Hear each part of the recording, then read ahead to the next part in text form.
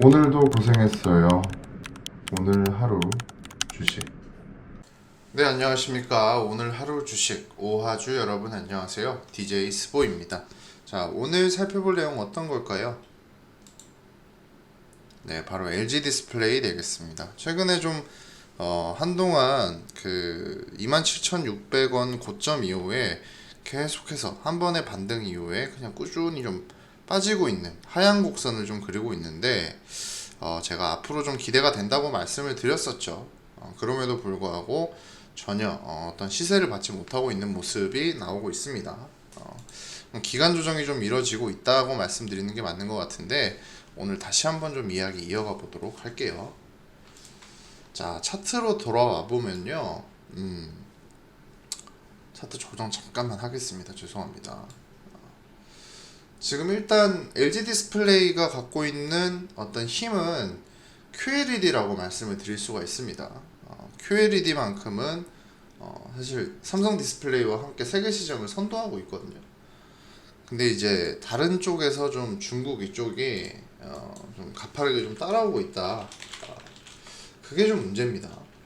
그거 빼고는 사실 크게 문제될 거 없다라고 말씀을 드릴 수가 있는데 어느 정도 다른 그냥 디스플레이 일반 LCD 같은 경우에는 중국이 좀 확연하게 좀 빠르게 따라오고 있긴 합니다. 그게 좀 문제고 그것만 빼고는 지금 뭐 OLED, QLED 쪽으로는 나쁘지 않다라고 좀 말씀을 드릴 수가 있겠습니다.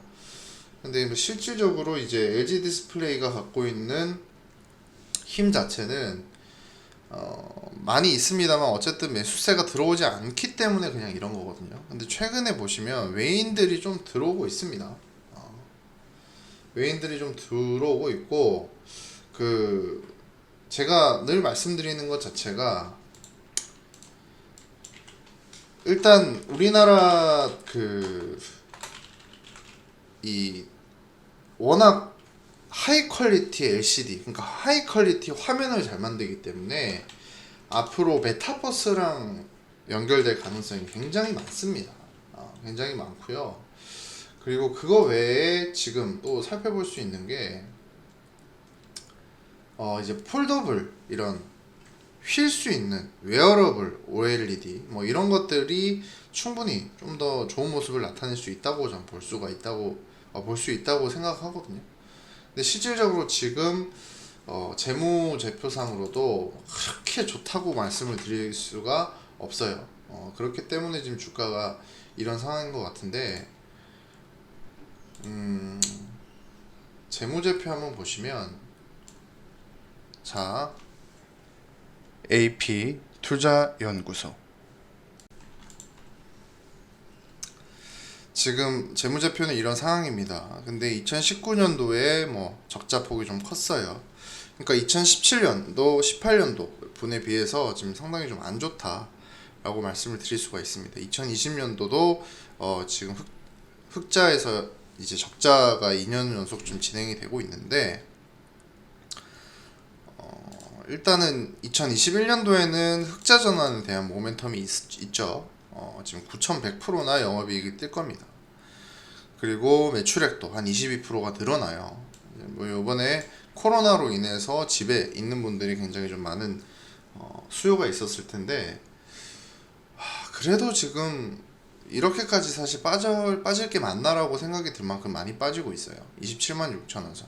이제 딱 그 석유화학 쪽이랑 비슷한 것 같거든요. 금호석유 한번 볼까요? 금호석유도 이렇게 지금 빠지고 있죠. 그래서 비슷합니다. 그러니까 실적 자체는 좋은데 이걸 계속해서 이어나갈까에 대한 좀 우려가 많이 담겨 있는 것 같아요. 그러니까 내년은 LG 디스플레이가 과연 좋을 건지 이런 이야기가 좀 많이 나오고 있는 것 같거든요. 근데 개인적으로는 이제 LG 같은 경우에는 좀 같이 이제 벌릴 수 있는 이야기들이 좀 많이 있어요. 애플카도 아직까지 충분히 좀 남아있다고 볼 수가 있고 지금 시장에서 그냥 어느 정도 뭐랄까요, LCD 업황에 대한 우려감이 주가에 좀 많은 하락폭을 키우는 게 아닌가라는 생각이 듭니다. 지금 근데 중국 정부가 각종 규제 리스트가 좀 많이 나오면서 TV 수요가 좀 빠르게 둔화되고 있는 게 사실 문제인 것 같거든요. 그렇기 때문에 중국에서 규제가 좀 완화되길 기다려 봐야 될 것 같고요. 그리고 LCD TV 패널 업황 자체가 사실 전체적으로 좀 안 좋습니다. 그러니까 중국 같은 경우에는 계속해서 좀 잘 되곤 있긴 합니다만, 그 일단 LG 디스플레이가 LCD가 좀 주력 상품이긴 하죠, 아직까지는. 근데 그 부분에 대해서 조금 중국에서 가동량이 좀 많아지긴 합니다만, 어쨌든 전체적으로 좀 둔화된다. 그러니까 스프레드, 영업이익률에서는 좀 줄어들고 있는 게 또 LCD 쪽인 것 같더라고요. 그렇지만 뭐 중장기로 보자면 OLED 쪽으로는 점진적으로 좀 개선이 되고 있거든요. 어쨌든 LCD 업황이 좀 문제다라고 생각을 하시면 될 것 같습니다.